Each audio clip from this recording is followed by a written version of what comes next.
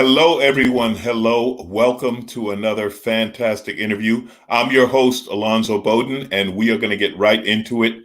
Ladies and gentlemen, I could spend 15 minutes just introducing this man. I will tell you that I met him a few years ago on a jazz cruise. He is a fantastic person. His list of credits is beyond anything you can imagine.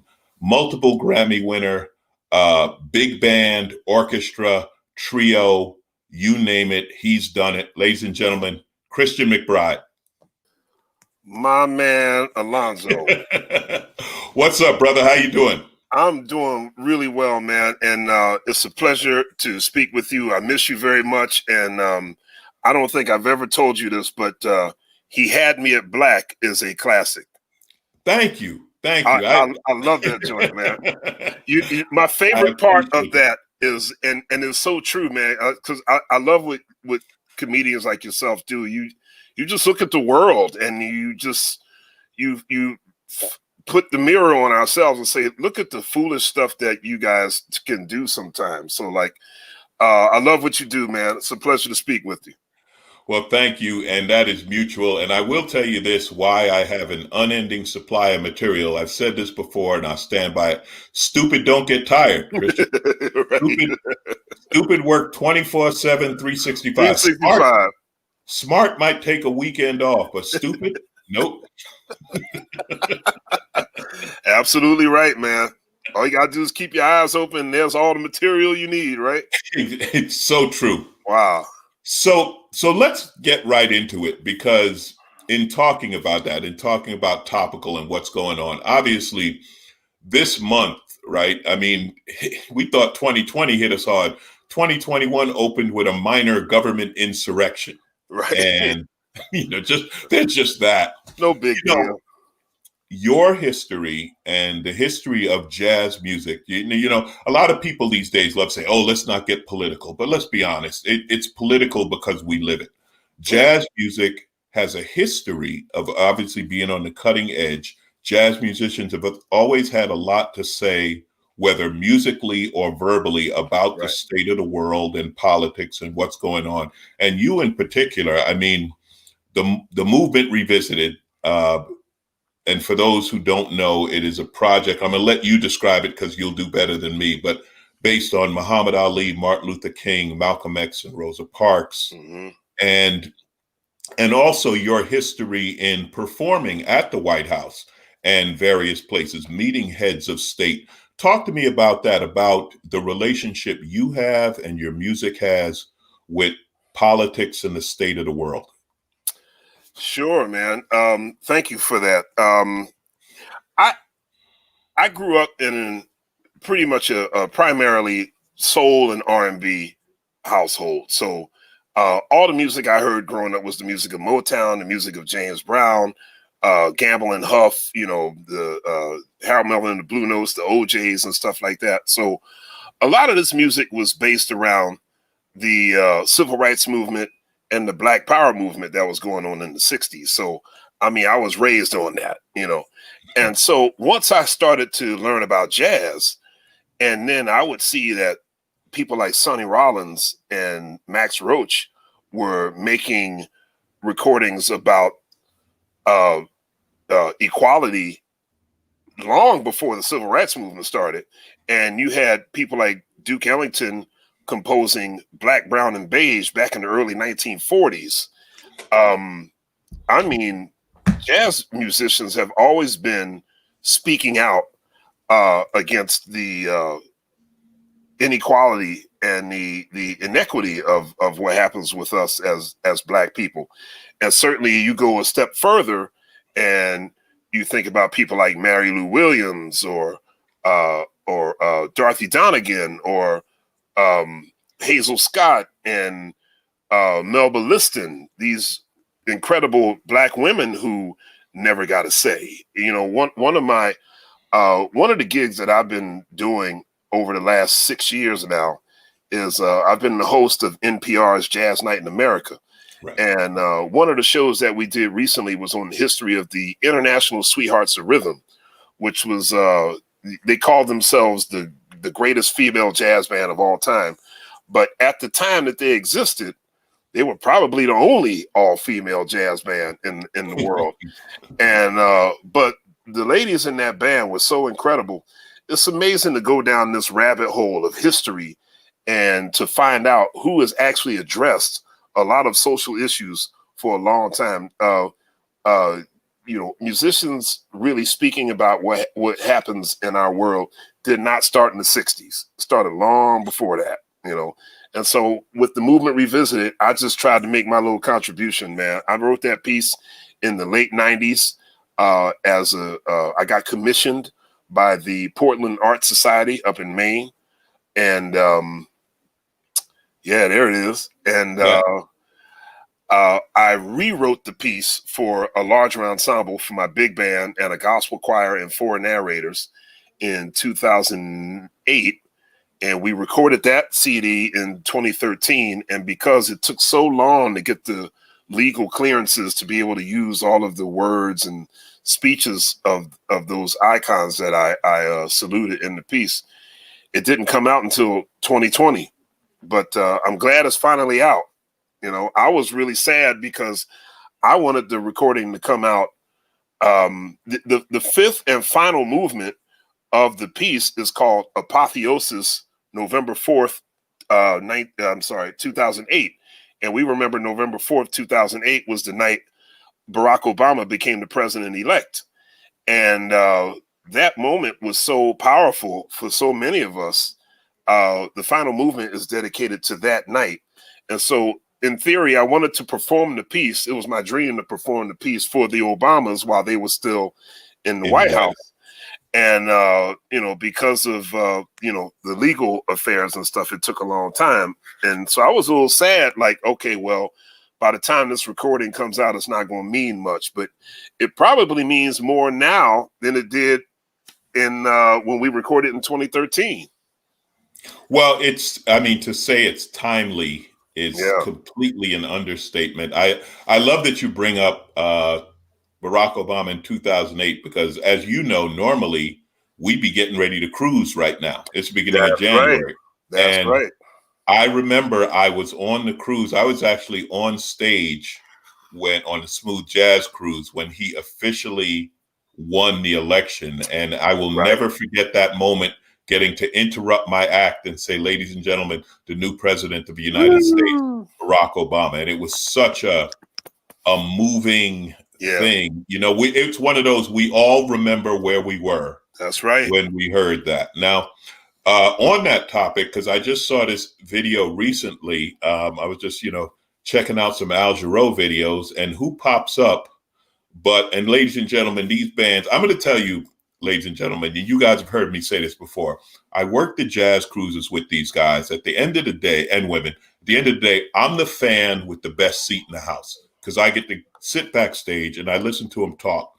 They talk about going to the White House like you and me go to the grocery store. You know what I mean? Like Christian, it was Chick Corea, well, obviously you, Lee Ritenour, Al Jarreau was singing. I can't, Sadao Watanabe. Sadao Watanabe, right. Was it Terry Lynn or Brian Blade playing drums? I can't remember. Brian Blade, yeah.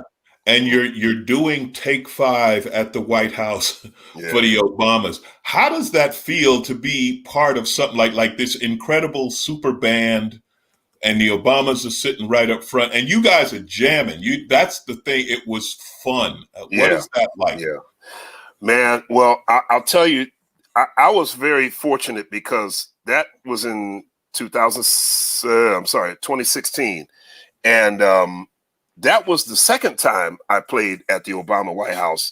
I had played there just a couple of months before that in February. You see what I mean, people? You see what I mean? That was the second time. I'd already been there, so I don't even remember. But man, so the PBS had that special called The Smithsonian Presents. And they had a big tribute to Ray Charles at the White House. And so my big band was the house band for the gig that night. And I remember my big band was, there was a room where, you would meet the president and the first lady. So we're standing there, we're all nervous. And Barack and Michelle come in, and obviously remember they were just cool as hell, right? Yeah. Just regular people. And so when the first lady comes up, I stick my hand out. I'm like, it's such an honor to meet you. If she says, no, baby, we hug here. We don't shake hands. Now, of course, I'm thinking, I better not act like I enjoy this hug too much. Let me figure out how to kind of navigate this. So I'm hugging her like, I'm like, okay, don't hug her too tight. Don't act like you enjoy it too much. Just kind of pat her on the back, don't put your arms all up under her back and stuff, So, but I mean, she was really cool, man. And when we went back there for that thing that you saw, I mean, gosh, everybody was there that night, man. I mean, I always joke like, New York must be dark tonight with jazz because everybody's in DC, but probably the most memorable moment of that night was when Brian Blade and myself got to play with Aretha Franklin. I mean, to get to share the stage with the Queen, that was the ultimate honor. But you probably heard this. Aretha Franklin demanded a hot dressing room because I guess it affected her voice or something. Right. And so at some point, all of us were in the dressing room and we're sitting there like, damn, it's hot in here, man. What happened to the AC? And man, we're all sweating like pigs. We're like, yo, turn the AC on. And somebody went, oh, Aretha must be on her way. And she showed up and she was great, man. But the only thing was, after she sang her song, she decided she wanted to hang out. So they kept the AC off for the rest of the night. See, that's when you got juice. When you tell them what the temperature is going to be. Yes, in the White House. And you bring up a point which is, to me, and these are the things I love, because when you meet the president, there are definite protocols. There's a way to do it. But when you meet the president who's cool, now you got to figure out, all right, what is the protocol, but what is cool? Right. Exactly. Right. You had to walk that fine line. Yeah. Now, and, Obama's like, yo, what's up, man? Shoulder to shoulder and stuff, like, oh yeah. Like Key and Peele. Like the Key and Peele sketch. Right. I was like, this is definitely a brother from Chicago. No doubt. That is great. Now, a couple of things, and again, there's just so much to go. I want to talk about, first of all, since you mentioned Aretha Franklin, you mentioned tribute to Ray Charles. You talk about James Brown. Every time I've seen you on stage, there is a mention of James Brown. Mm-hmm. So you obviously have this love, and you're a jazz master, but this love of R&B, and it comes up. And one of the things that I saw you do that I loved was we were on the Jazz Cruise, which is the upper end of jazz. They're proper jazz fans. And then you start playing James Brown, and you can see those feet tapping that aren't even supposed to be tapping. They're like, no, my foot isn't moving right now. My foot isn't moving right. No, I'm not doing this right. What? Right. How do you judge that though? How do you pick, how do you know, okay, I can take this jazz crowd to R&B, or I'm just going straight funk? Right. Or is it how you feel? Is it the crowd? Which way do you pick that? Or how do you do that? Well, man, I was fortunate to have, I want to tell you about my great uncle, my Uncle Howard. He's also a bass player. I was fortunate to grow up with two bass players in the family. My dad plays bass. My great uncle plays bass. My great uncle is the jazz connoisseur / historian of the family. So when I started playing the upright bass in middle school, he got so excited. He said, come over to my house. I got something I want to play for you. So he gave me like a crash course in the history of jazz in like 5 or 6 hours. He had a bunch of records already waiting for me. He played me Charles Mingus, Ray Brown, Paul Chambers. I mean, everything you could possibly think of. And what I appreciate most about my great uncle, more now, even when I was a little kid, he knew how much I loved James Brown. He knew how much I loved Michael Jackson and Prince and Rick James and Motown. I find oftentimes jazz fans can be a little dogmatic. You know, they're like, oh, you know, this is, you know, don't listen to that. Listen to this. Oh, that cat's not no good. Listen to this guy, right? And my great uncle at no point ever told me that I should stop listening to James Brown, you know, or stop listening to Motown, or stop listening to Michael Jackson, or stop listening to Prince. My great uncle was like, oh no, they bad too now. You know, I can't take nothing away from them. You know, James Brown's the godfather. But, you know, add a little, you know, Count Basie, you know, to your repertoire, you know, or add a little Duke Ellington to your repertoire. So the whole thing about genre, my greatest teachers never told me, like, it's like funk, R&B, jazz, gospel, blues. It's all part of this big, huge black music tree. You know, so I was always fortunate enough to have a lot of people who taught me that it's all part of the same thing. So if you want to mix Thelonious Monk and Al Green, go for it, you know. And coming from a musical family, was there ever any doubt that you'd be a musician? Did you ever, you know, did you go through the I want to be an astronaut, I want to be a race car driver phase, or was it just I'm going to play music? Man, I went through a phase for about 5 minutes of I wanted to be in the NFL because football was the only sport I was ever good at. I'm the antithesis of the myth because I cannot play basketball. Oh, see, you brought up the Carson Wentz picture. who might be asking you for a job soon. Yeah, right, exactly. But yeah, I thought I wanted to play football for a few minutes, but I remember one time I blocked a punt, and I got lucky enough that the nose of the ball hit my nose, and like I never felt that kind of pain in my whole life. So I was like, nah, I think I'm good.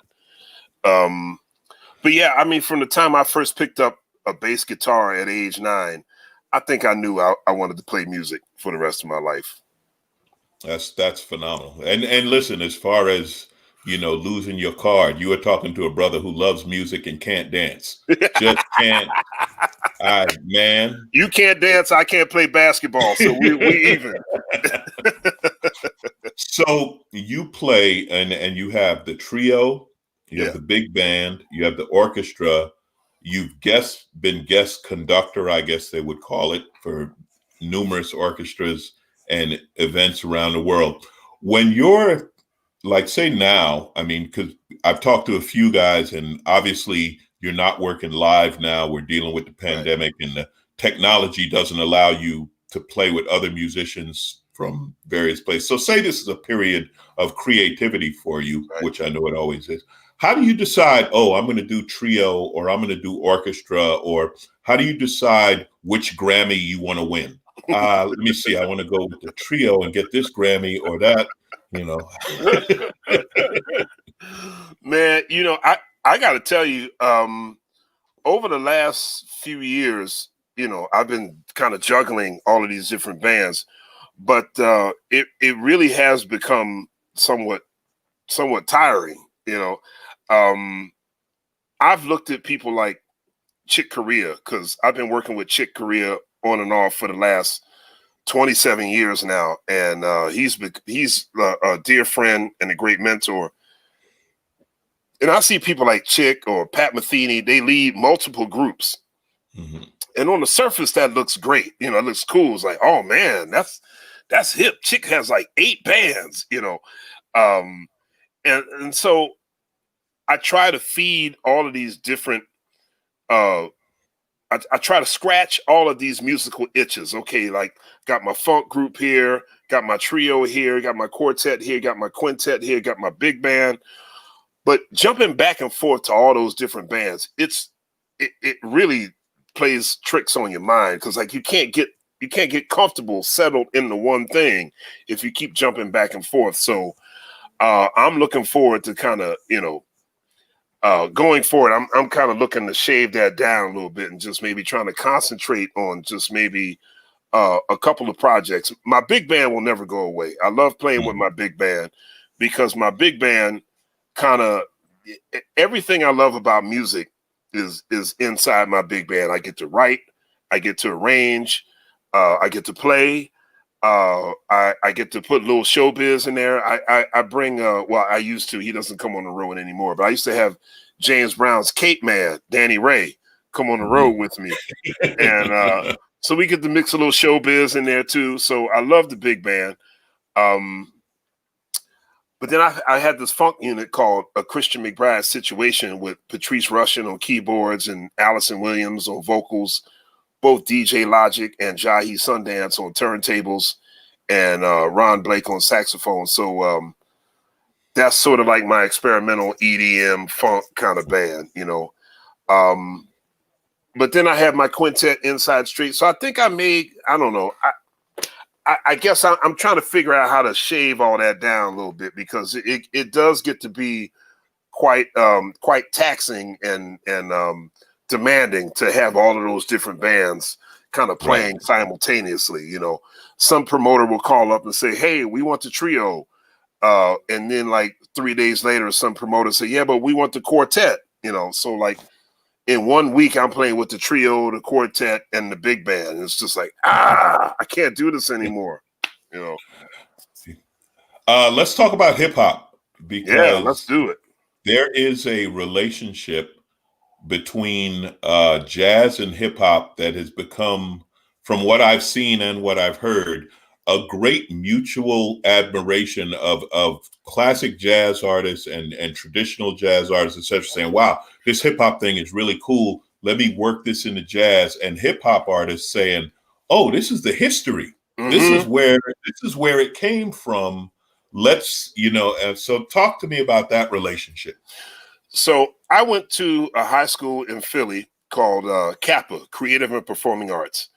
And one of my classmates was Amir Thompson, better known as Questlove. And another one of my classmates was Tyreek Trotter, better known as Black Thought. Amir one day says, hey, man, we were in the music room down in the school basement. He's like, hey, I want you to stay after school. Tyreek's going to come down. He's going to do something. Tyreek was an art major. He was a visual art major when we were in high school. I had no idea he was a rapper. Mm-hmm. And so Amir says, because we were both James Brown junkies. So he was like, hey, man, play the bass line to James Brown, Stone to the Bone. And then Tyreek kind of freestyled something on top. Little did I know, that was probably the first, that was the seed being planted of the Roots being born, you know. And then, you know, Amir became Questlove and Tyreek became Black Thought, you know. Right. And when the Roots started to emerge, I went, man, I'm so proud of them cats. I had no idea that that's what they were going to go with that. But I remember, well, you and I both remember. On a side note, I love that it started in the basement. Like that's where it was supposed to start, in the basement. Right. That's right. That's right. That's right. But man, I remember in the you and I both remember in the early 90s. I remember there being like this. So you had like Public Enemy, you had Queen Latifah, you had Moni Love, Tribe Called Quest, LL Cool J. But then like I remember like when Two Live Crew started getting hot, and Ice-T, and then Biggie and Tupac and Snoop and all them cats showed up. And then it kind of became like this, you know, East Coast, West Coast, Black consciousness rap versus gangster rap. But cats like Tribe and you had like Guru with his Jazzmatazz projects, they were using a lot of jazz. You know, they were sampling jazz stuff. And I think it surely was a good thing for the jazz musicians that got sampled, because I know guys like Lou Donaldson and Ramsey Lewis and Norman Simmons, guys that got sampled, they started getting paid, you know. Bob James told me he loves hip hop. You're right. Exactly. And I remember being there used to be a record store on Bleecker Street in the Village, Bleecker Street Records, and I was in there one day, and like these four guys came in there, and they were obviously they had like they had their Timbs on and the big their clothes didn't fit. Go ahead and say it. Exactly. Their clothes didn't fit. Exactly. And they coming in and like, yo, what's up, dog? Yo, what's up? And like they went to the jazz section. I'm like, what are they doing over there? And they start pulling out like Joe Farrell records and Herbie Hancock records. And I was sitting there like, whoa. And then they went to the front, they said, hey man, yo, can you play this for us?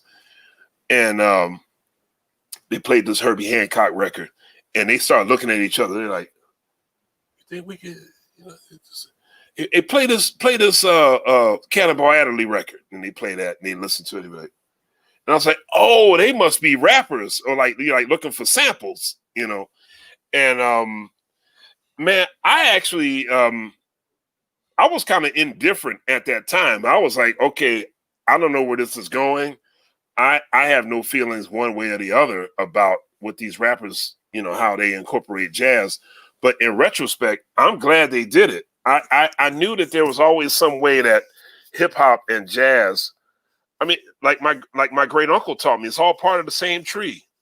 It all comes from the same place, Yeah, it comes from a place of incredible creativity and the thing I love about it, and again, I'm no expert, I'm a fan, but I've talked to people about that, and I've fallen into my little bit of jazz snobbery now and then.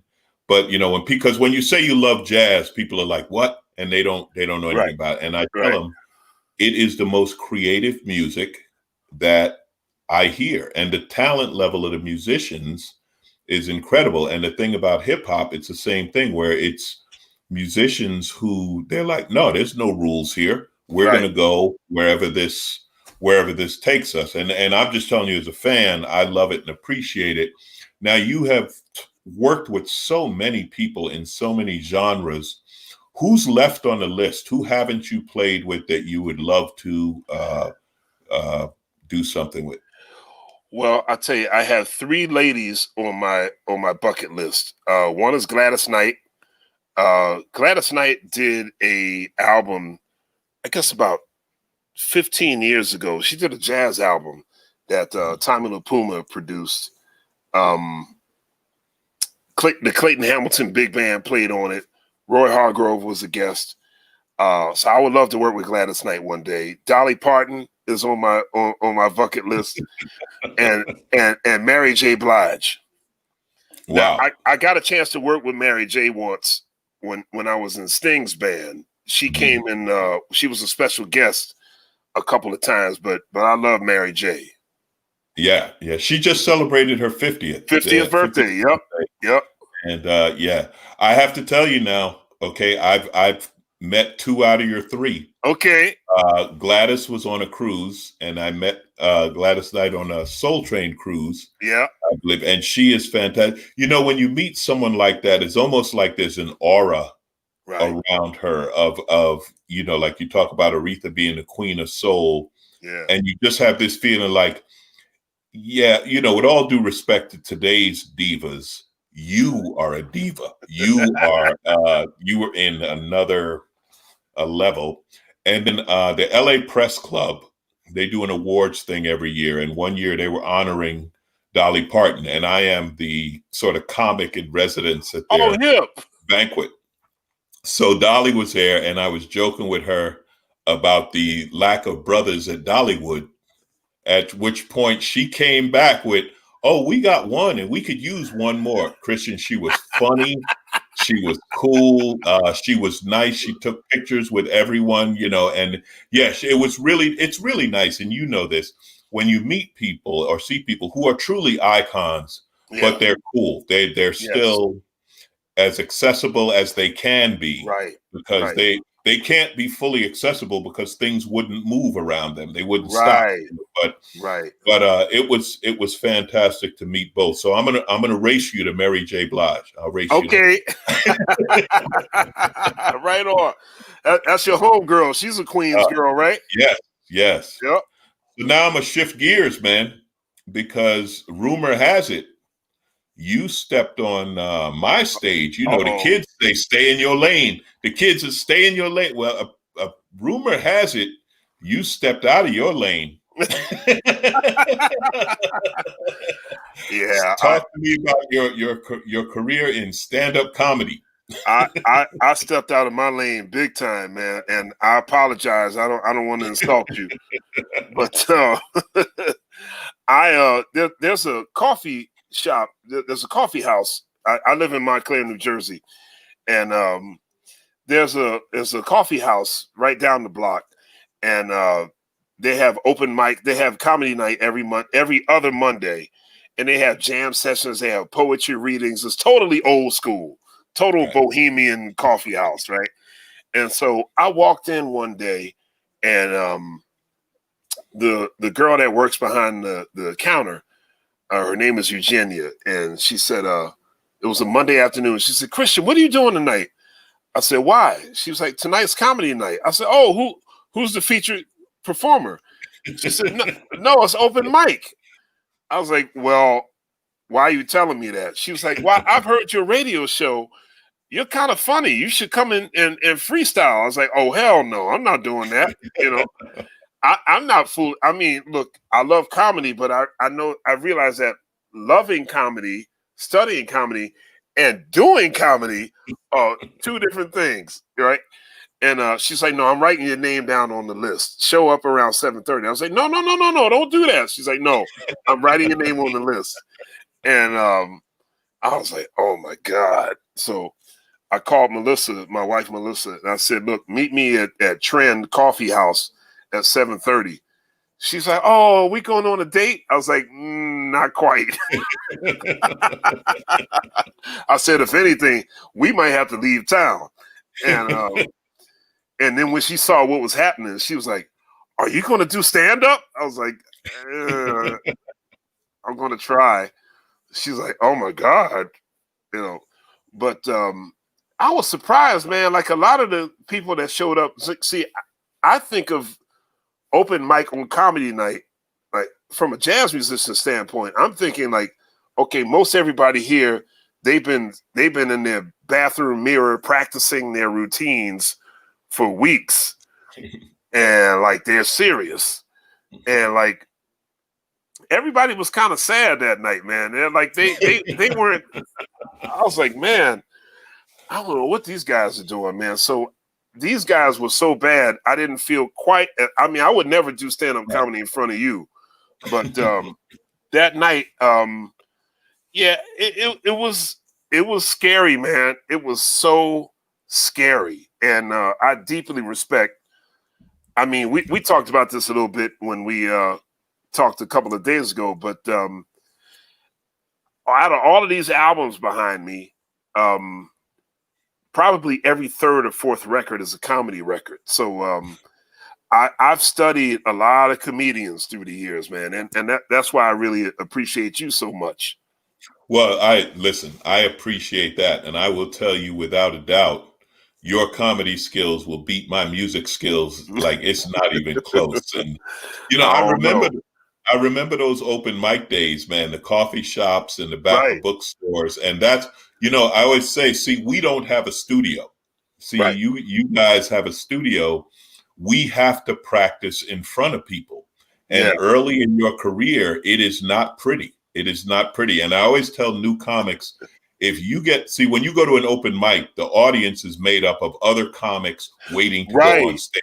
Right. The last thing they got time to do is laugh at anything you say. So if you get a laugh at an open mic, that is a great joke because you got them to stop thinking about themselves. Right. And now it's funny because now with the pandemic, we've been doing it again. I mean, we've been performing. I've done parking lots, rooftops, and we know like so-and-so got a gig out by the pool on Friday night. Oh man, have you done the rooftop Wednesday downtown? So I think we're going back to our roots and back to the beginning. But they say that every comic wants to be a musician and every musician wants to be a comic. Is And it true?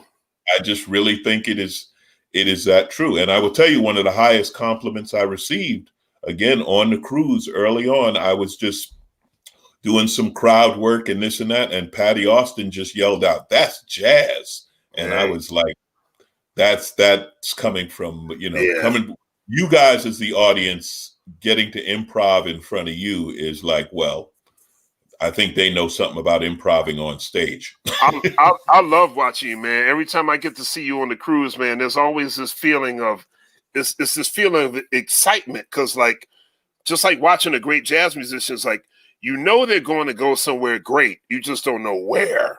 So it's like this anticipation of, okay, he's getting ready to go. So, ooh, I didn't know he was going there. So I've always enjoyed listening to you, man. And thank you. What were you gonna say? No, what I was gonna say is, much like I'm sure in your solos, I don't know where I'm going when it starts. You just, next thing you know, you're just there. Yeah. I mean, I guess when you talk about jazz and comedy, there's a name I'm probably not supposed to bring up, but that person whose name I probably can't bring up without getting hashtagged was very important to me as a kid growing up, because I listened to all his records.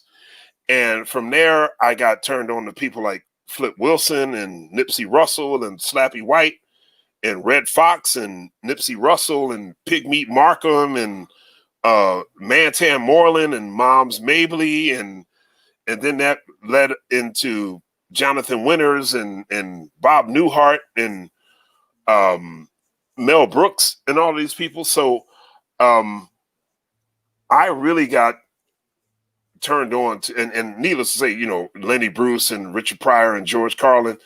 So I like to think that I studied comedy as much as I studied jazz, even when I was a kid, as a teenager, So you guys are very much jazz musicians. Well, thank you. I appreciate that. And I will say the name, and it's Bill Cosby. And that's right. One of the tragedies of what Cosby did is he destroyed his legacy. Yeah. Because his legacy, it is what it is. And when you talk about that relationship, especially those guys back in the day, Dick Gregory and Red Fox and Flip Wilson, they worked in jazz clubs. Where there weren't comedy clubs back in those days, in the 50s and early 60s, and they worked in jazz clubs. And there used to be a gig up on Vancouver Island, which is between Seattle and Vancouver, for those who don't know. My wife and I go there every summer for vacation. Beautiful. Where on Vancouver Island? It was downtown. It's not there anymore, but it was a jazz club that did comedy on weekends.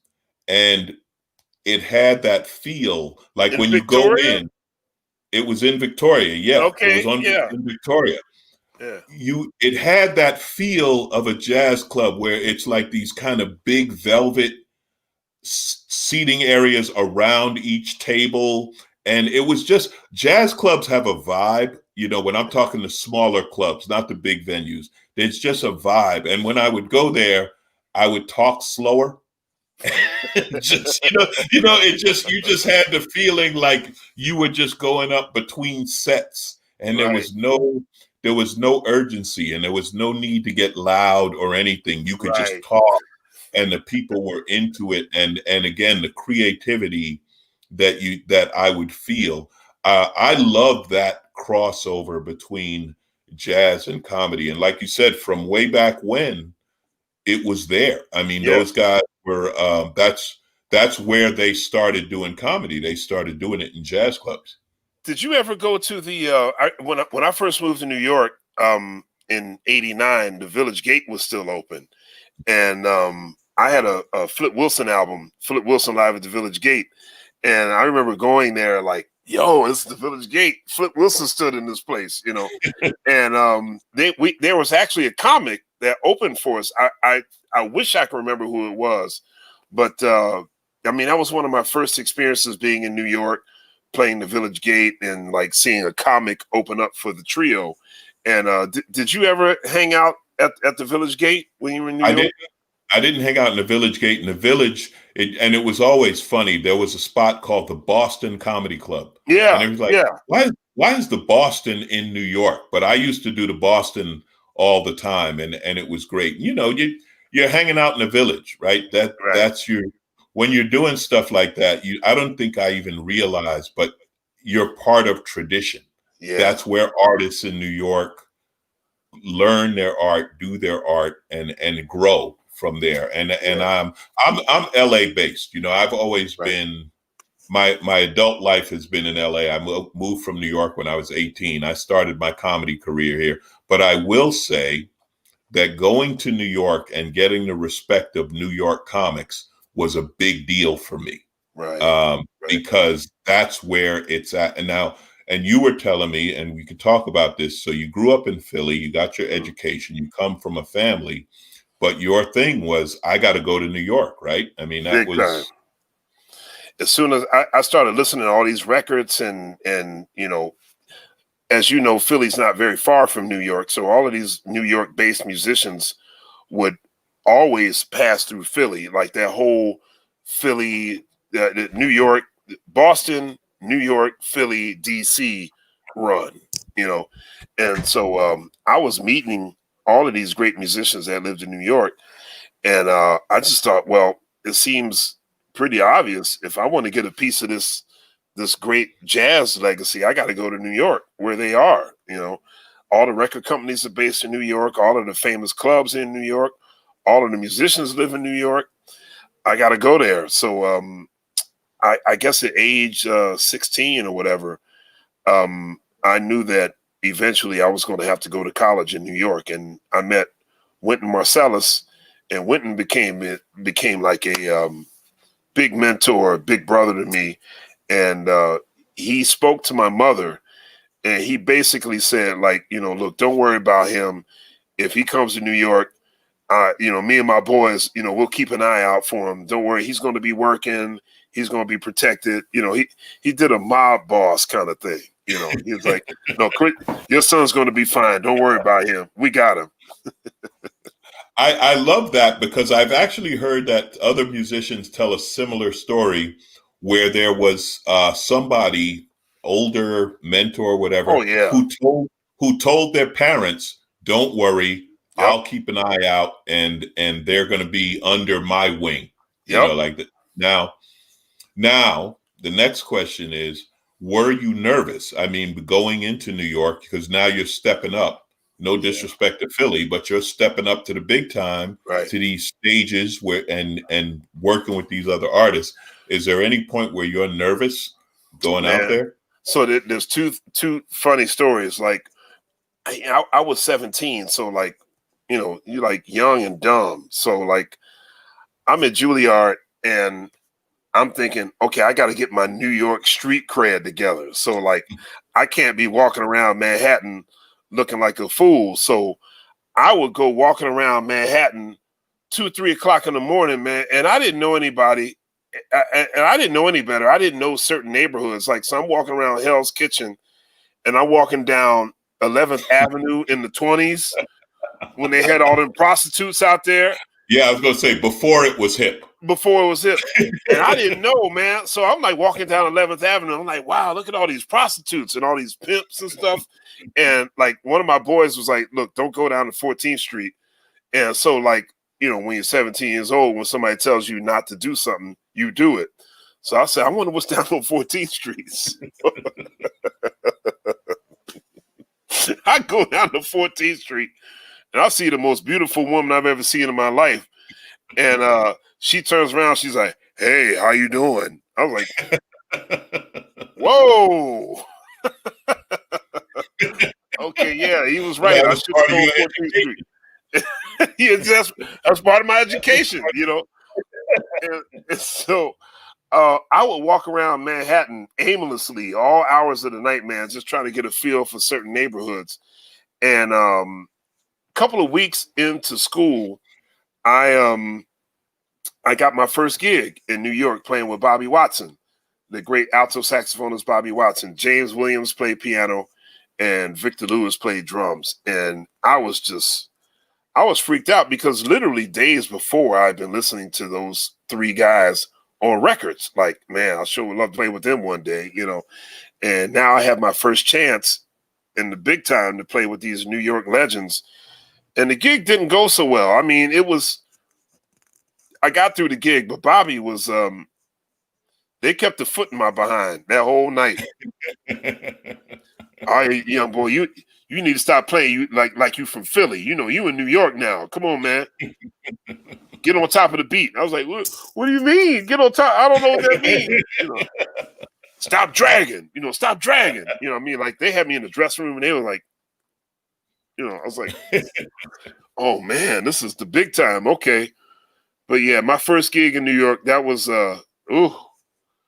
Education. It was worth it. It was worth it. So in the bass world, there's always that debate, acoustic upright versus electric, and back and forth and this and that. I can't solve the debate, so I thought I'd have a couple of friends who would help me work this out, and they were nice enough to drop in.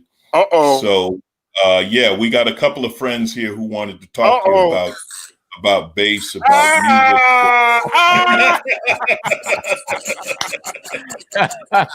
You know what I'm going to say. This just turned into the Dean Martin celebrity roast. Ladies and gentlemen, welcome John Clayton and Marcus Miller to the conversation. What's up, guys? What's up? Two of my biggest heroes. Oh man, I'm surprised you didn't recognize me on 14th Street all them years ago. You know, before the bass playing started paying the bills, John had a side hustle going on. How are you guys doing? Man, I'm doing good, man. John Clayton, how you doing, man? Beautiful, man. Great to see you. Great to see all of y'all. I'm hanging. Well, it's all, you know, it's what it needs to be. I got to play with John and Christian. Yes. On the jazz cruise one time. Mm-hmm. And I was out of place. Oh, wow. There you go. There it is. Wow. So I should have had, you know, the electric bass doesn't look as cool as the acoustic bass. Oh, I don't know about that. But tell me if y'all ever had this experience, Christian, because I've been playing the electric bass from like 13. Around 18, I said, you know what? I need to play this acoustic bass. I got one. And I spent 2 hours on Broadway and 66th Street at the corner in February trying to hail a cab. All them cabs are passing me by and I'm freezing my narrow butt off. And I said, I think I'm officially electric bassist. Hey man, enough of that shit, huh? I had a gig. This was while I was still at Juilliard. I had a gig somewhere near 30 Rock, somewhere in the 50s on 6th Avenue, somewhere around there. And I had another gig to get to, late night gig up at Augie's up on 105th Street. And so it's like 9:30 in the evening, and I'm on 51st and 6th Avenue trying to get a cab. And I got my bass. And they just all going like right on by. I'm like, man, damn. And so this old white lady, I'll never forget it. This old white lady was behind me, and she was like, she saw it right away. She was like, "Oh, you poor thing!" And she raised her cane, and like 7 cabs stopped. But the cab driver realized that it wasn't for her; she was getting it for me. So I walked up to the cab with the bass, and he pulled off. And the old lady, you know, she was like, "I'm really sorry." And so she raised the cane again, cab stopped, and then she went and opened up the door, and she was like, don't you leave. And I got in the cab. But yeah, that's probably what you were getting at, right, Marcus? And before find an old lady to help me. Right. So what? So before you were going to tell that story, Christian, I was going to say that hailing a cab in New York with your bass is worse than being black, because they pull up. They'll let a black person in a cab, but they will pull up and look at the bass. They don't even look at you. Right. The bass and take off. I said, Oh, what is that? I don't want that in my cab. Well, Marcus, I guess you were destined to play electric because you have a thing for Porsches. And I don't think you're going to fit an acoustic bass in a Porsche. Yeah. Even if it's possible, you don't want to. You're right. But you know, a Christian. Yeah. For my particular age, right? And what I mean is from like 1973 to 79, which were the meat of my formative years. Mm-hmm. Everybody was playing the electric bass, right? Stanley Clark, Bob Cranshaw, you know what I mean? Everybody it was almost like it was the hip sound, you know what I mean? And I wasn't aware. The only like acoustic bass player I was aware of was the great Ron Carter, you know what I mean? Yeah. But even he, on a lot of records I was listening to, was playing electric bass. So was Ray Brown. Yep. Ray Brown. Yep. So back then, Marcus, a lot of gigs you had to bring both. That was just the deal. You didn't even ask. Yeah. Had to bring both. There's a video of Milt Hinton playing electric on the Dick Cavett show. Wow. That's pretty wild to see. You know, they had everybody playing electric bass. Bill Evans was even playing the Fender Rhodes in that. Mm-hmm. And then it started reverting back. You know, yeah. Which is kind of when I started getting on the scene. Right. It was starting to go back. I'm already, 19, 20, 21 years old, and I'm going. I'm working. So I played acoustic bass at home all the time, but I was like that really glorious 5 years of bass when I came. Well, see, Marcus could pick up anything and play it. So you could pick up the bass if you want to, and you'll kill it. Of course. Question. Oh, hey, I'm Paul Chambers in my living room. Hey, and I'm you when I'm in my basement. And I'm both of y'all in my mind. I want to ask you about that, John, because now we're looking at generational. We're looking at mentorship and torch being passed. So are these two legit? Is it going to work out for them? What do you think? You hedge your bets. Save your money. and whatever you do, don't quit your day gig. No, I think they're going to be okay. I think they're going to be all right. Now, Marcus, you will appreciate this, and you can give the man a perspective. We were talking about Christian's brief career on the stand-up stage, and I told him that I did have a brief career, a moment in time where I played the bass. So you might want to give them your expert opinion or breakdown of what happened that night. Well, were there drugs involved? Christian, we were smooth jazz crews. Yeah. And, smooth jazz, I don't know why they call it that. They should call it just like pop instrumental, because it's just a party. You know what I mean? Right. And so I decided the last song on my set was going to be The Butt, a song I wrote for mm-hmm. And I said, to make it even more incredible, I'm going to have Alonzo Bodden play the bass. Right? Now, the bass, gentlemen, is only one note every 2 bars. Boom, boom, boom. 1 bar. That was it. That was his job. So I said, I'm going to give you a lesson. Okay, I didn't show up for the first lesson. I double booked, but the second lesson I showed up for. And I showed him where C was on the bass. And I said, all you gotta do is go boom, boom, boom, and he got. Now we're playing backstage, just the bass, the electric bass, Yeah. and he got it pretty good. Okay, showtime. We plug up. I said, ladies and gentlemen, on the bass, Mr. Alonzo Bodden. He jumps up there. He had never played the electric bass through an amp, and I had that sucker on 10. Okay, he hit that first note. It scared the hell out of him. Yeah, that was his exact words. You quoted him verbatim. And he lost the beat. Everything just went horribly wrong. Alonzo, just keep hitting the C. Just keep hitting it. And I stepped on it. And the distortion pedal and the reverb, every effect I had, I stepped on it all at the same time. It turned it into a psychedelic solo, and people loved it. So, oh man, I wanted to be there for that.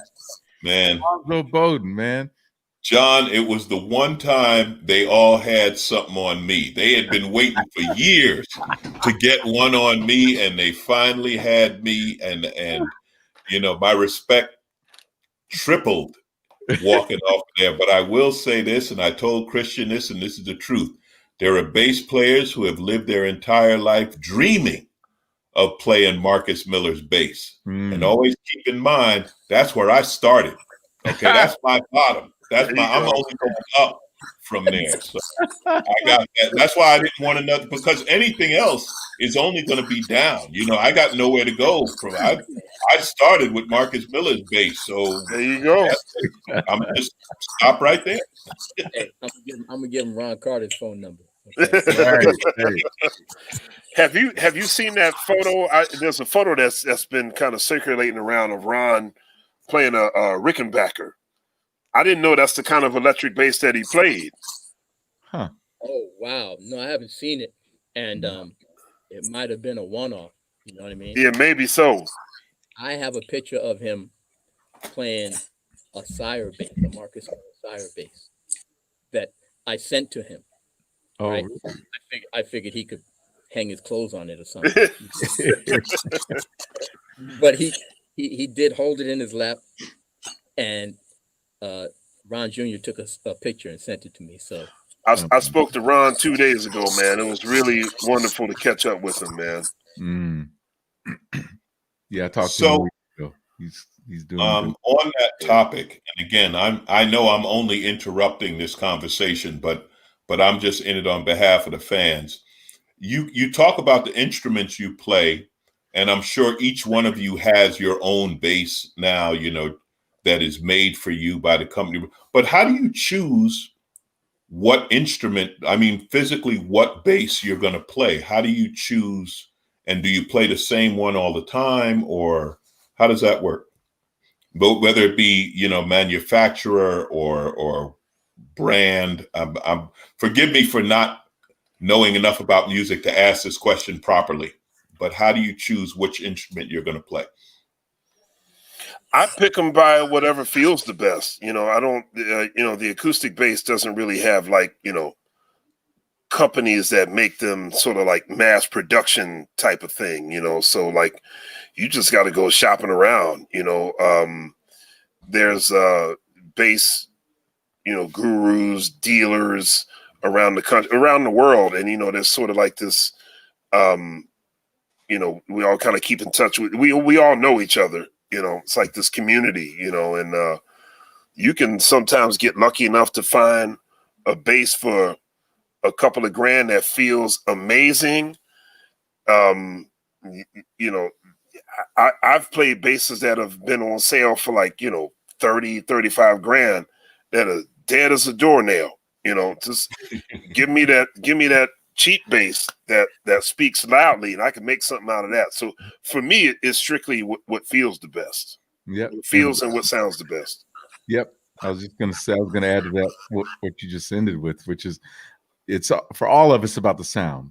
Yeah. So we grab a bass, and if it sounds amazing, we all have the same thing. We play whatever it is, an open D string, and we look over and go, "Yeah," and then we start playing more, and you fall in love with the sound. Right. Then you start thinking, "Oh man, it's too bad it has these really big shoulders on it because I really can't get around it, or whatever." So then it's a sound number one, and then how just the shape of it and how it feels in your hands. Right. And Marcus with the electric. Pretty much the same thing. People think the electric bass is, like the electronics play such a big part, but I check electric bass out without an amp, Mm-hmm. just to listen to how the notes sustain, and I listen to the E string. For acoustic bass, they play that D. Sometimes they play that G, just to feel like it's like the soul of the instrument is in those notes. You know what I mean? On the acoustic bass. For me, that low E, especially if I hit it with my thumb, if sunshine comes out, I do Dig that. it. Hey, Marcus, did you ever play anything other than Fender up until because I remember when I first saw you play the Modulus. Oh, I had in terms of fretted basses, I played the Fender since I was 13 years old. Matter of fact, I played the same Fender since I was 17 Yeah. years. Wow. But for fretless basses, I've tried different ones. Right. One of the ones I played, I've had Federa for a long time. Different brands.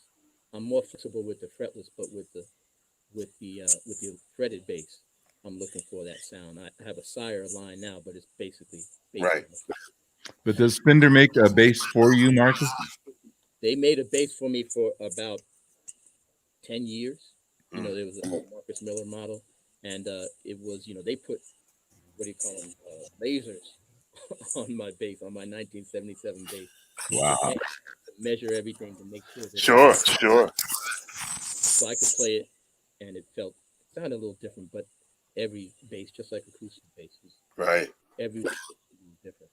And then the Sire, they did the same thing. They helped create something that I feel comfortable with. But the sound, especially for these guys in this group, Alonzo, the sound is everything.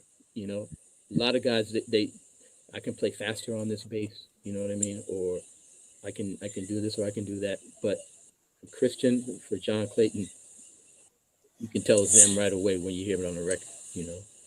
Well, I mean, obviously, the funny thing about this conversation is it's with three masters of the art. It's not, you know what I mean? It's a strange thing because, and I know this from hanging out, you got, and all three of you as leaders of orchestras, because Marcus, you've talked to me some about that and how that works.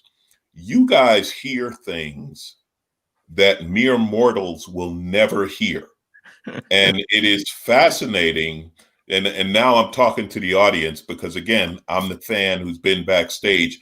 They will talk about mistakes, and I'm like, relax, you got it, you're good. I mean, you guys hear things. What is that? And is that a trained thing? Is it experience? Is it a gift that you hear things that we, all kidding aside, that not, and I'm not just talking about me, I'm talking about the other musicians. I've had them tell me, like, oh yeah, if you're playing in front of Marcus or if you're playing in front of John, you better have it tight because he knows that the third guy back over in the corner, right, missed something, and how does that develop, or is it a gift?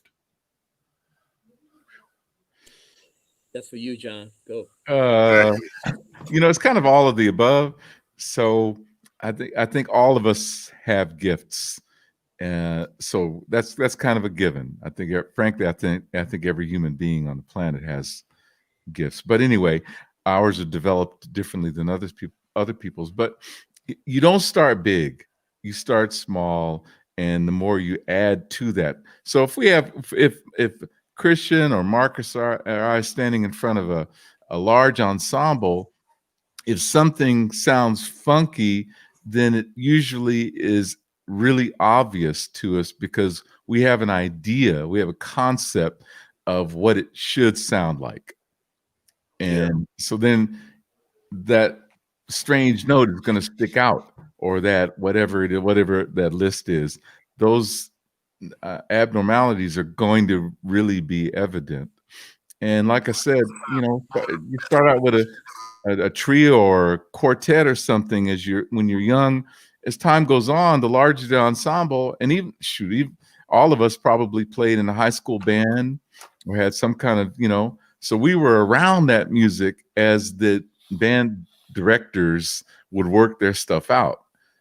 So without even realizing it, you're absorbing what the good music is supposed to sound like. And when you're standing in front of the band now, you have some kind of an idea that's in your blood through experience. So I don't know if that helped explain it. I want to, I can't thank him enough, man. But when I first started becoming interested in arranging and orchestrating for big band, John is, he's been my big brother for so long. I've gone to him for many things, but when I first started getting interested, I'm like, John, what do I do, man? Give me some scores to read, And he sent me a lot of scores that I would just kind of study and check out. And my initial foray into learning how to write for big band, John Clayton helped me out with that a lot. So I'm always grateful for you, man.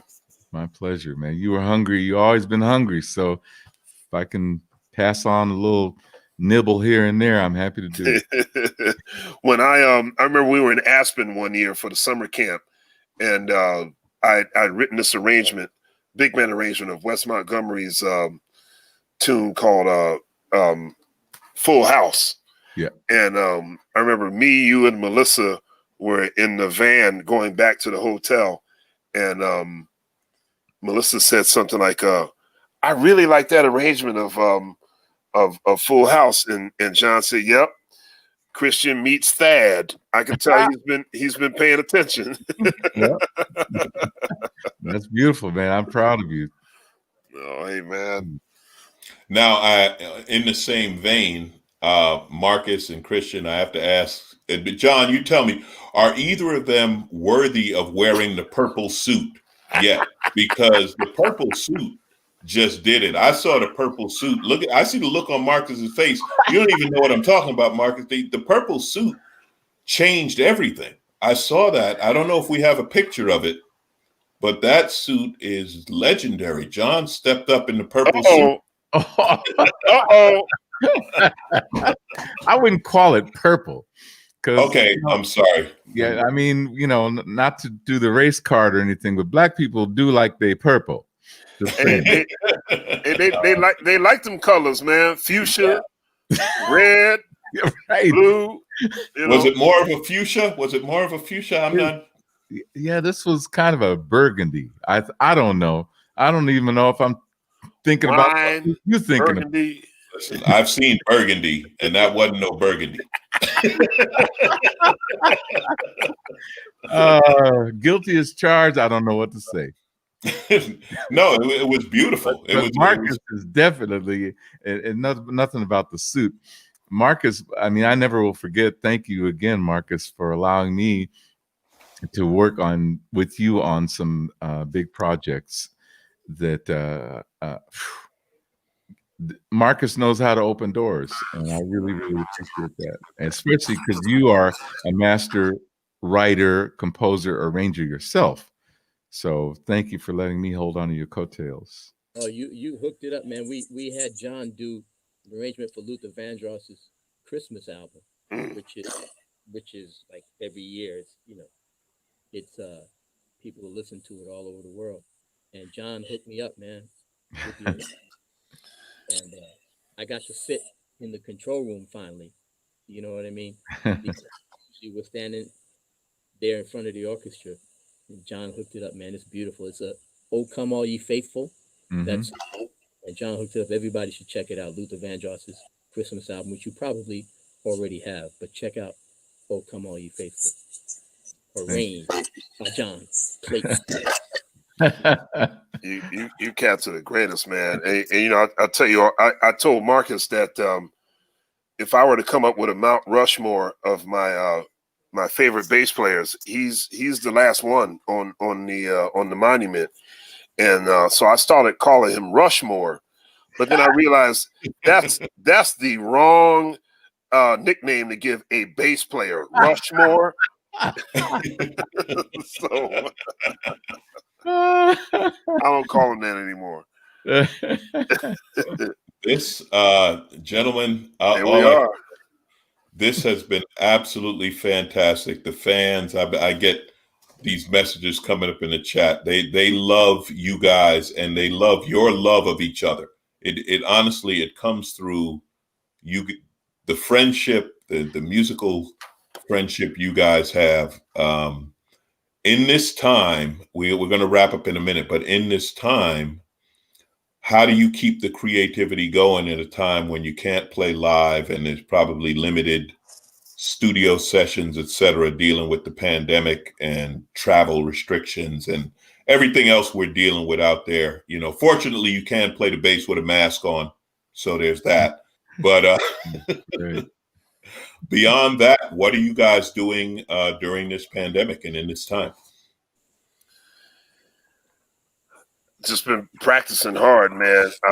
I've been pulling out, John. I've been pulling out my orchestral excerpts.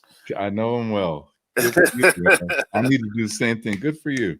Yeah, man. I figured if I'm not a slightly better bass player after this pandemic, then it was just time wasted. You know?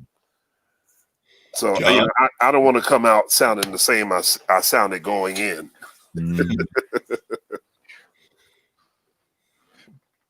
I don't know. How about you, John?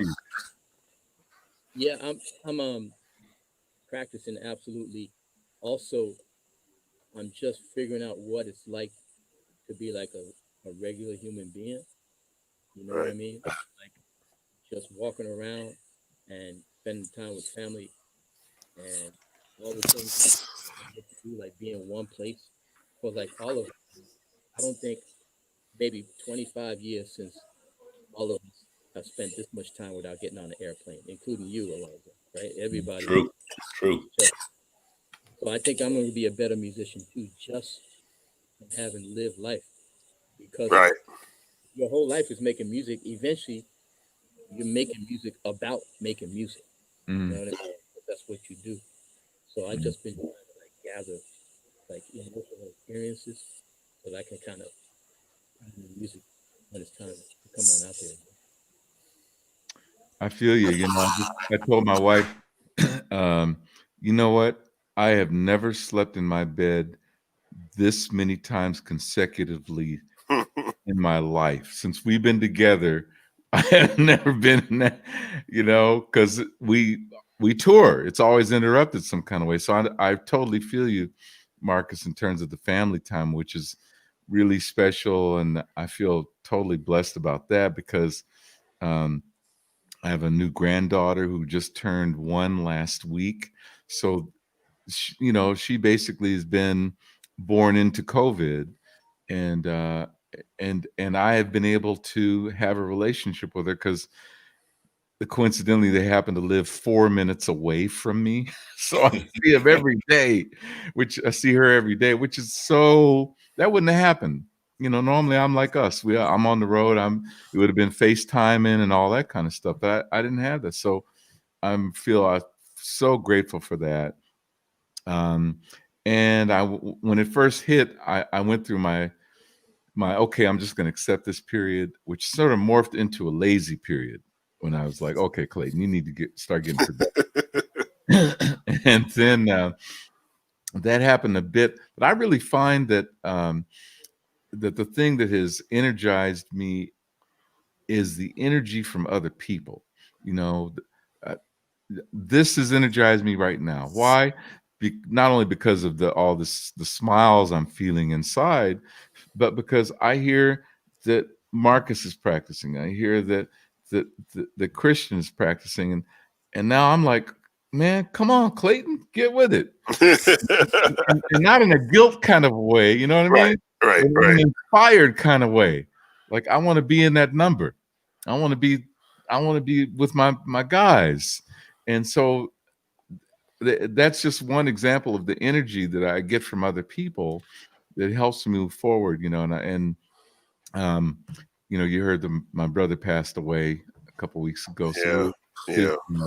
his homegoing is going to be on Monday, and that's going to be a you know, a big fork in the road for me, because thereafter I've got to start looking at what's going to happen with my life. So I'm kind of I'm anxious for that, you know, because the grieving will never stop. But I know that now I need to really look at what I'm going to embrace in my life. So it's all kind of, yeah, but I'm leaning on all of the spirit and my energy of my friends and my loved ones. Well, we love you, big bro. And if you decide not to practice, I actually would appreciate that. Well, at this point, no problem. All right. Give me a chance to catch up. On that note, we're going to wrap this up. Again, thank you so much, Marcus Miller, John Clayton, and of course, Christian McBride. I'm Alonzo Bodden, just honored to be here amongst the masters of the jazz art, bass, and everything else. Thank you, guys. We so look forward, speaking for the fans, to seeing you again, to live music, to tours, of course, to getting back out on a jazz cruise. So we will see you in 2022. They just hit me a thing. I got to say, staterooms are available. jazzcruise.com. We will be back out there, and it's going to be phenomenal. And as you just heard, they're all going to be better. That's right. They're practicing. They're going to be better. Gentlemen, thank you so much. All right. Love you guys.